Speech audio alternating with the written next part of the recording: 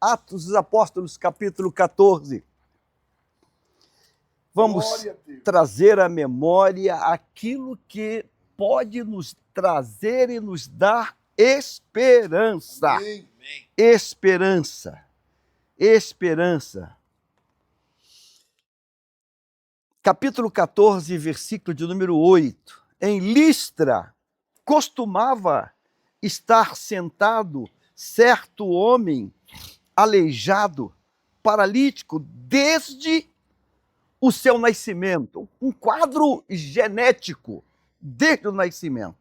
E que nunca tinha conseguido andar. Meu Deus, essa palavra é muito forte. Quem narra Atos é Lucas, é médico. E Lucas está dizendo que alguém que biologicamente nasceu assim, nasceu com uma atrofia genética. E Lucas não precisava dizer isso, porque se diz o texto que ele é paralítico desde o nascimento, ponto, acabou.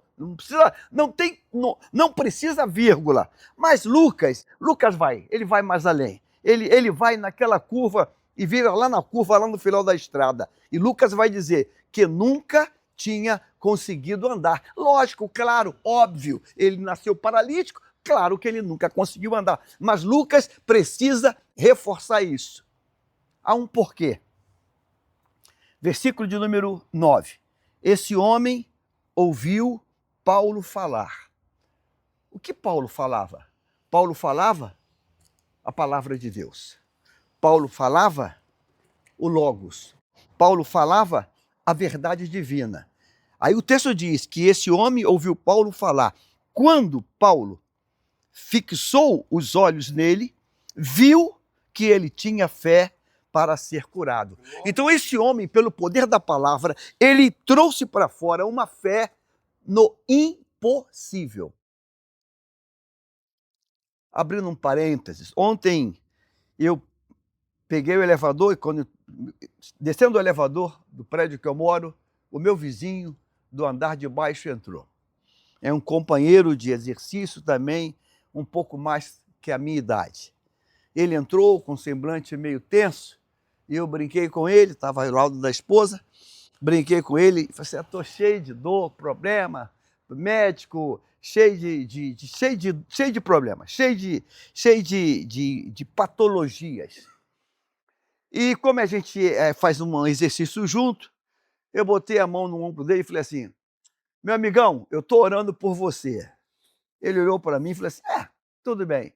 Se não fizer mal, também não faz bem. Se fizer bem, também não faz mal. Porque esse meu amigo, ele se diz ateu, ele se diz cético. Ele diz que não crê em nada. E ele diz até que esse livro aqui é história para quem tem pouca cultura. Eu falei, eu estou orando por você assim mesmo, cara. Deus um dia vai te pegar na curva. É um homem que tem condição, bastante condição, mas que é absolutamente cético, para não chamá-lo de ateu, para não dizer que ele é ateu, ou à toa, né? Não sei.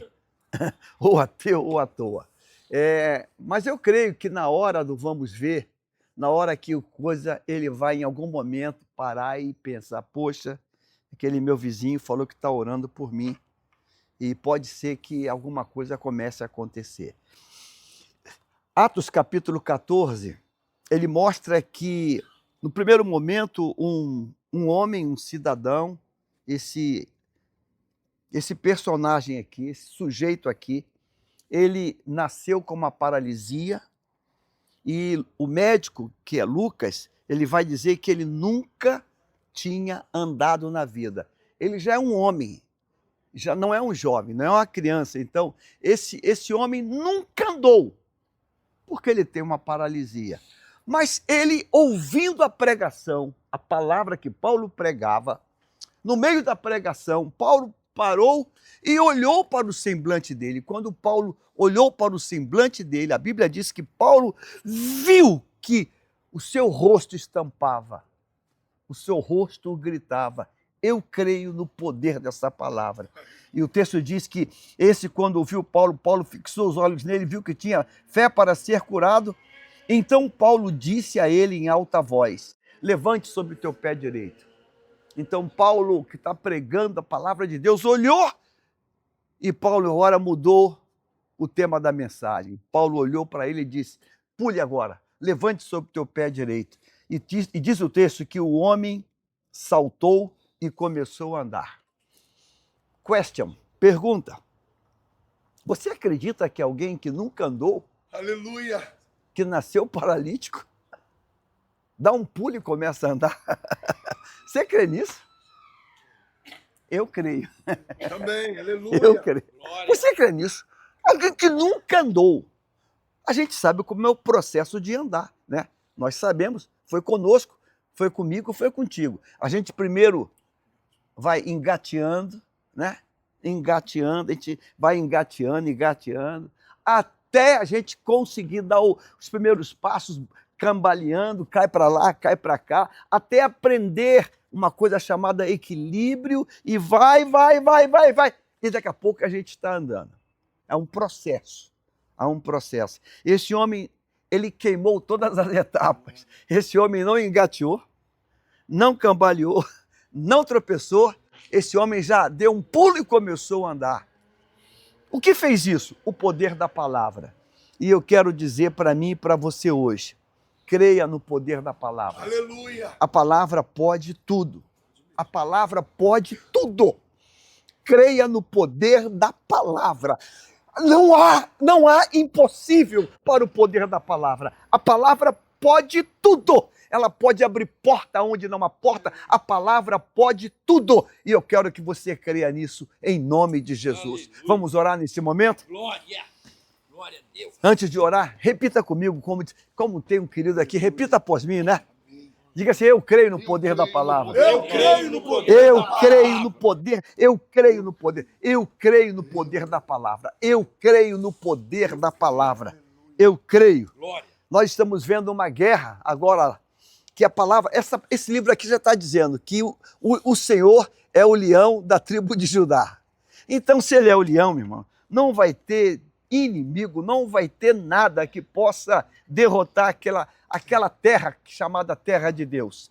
Não vai ter, não vai ter. Então não adianta, porque do Senhor é a vitória.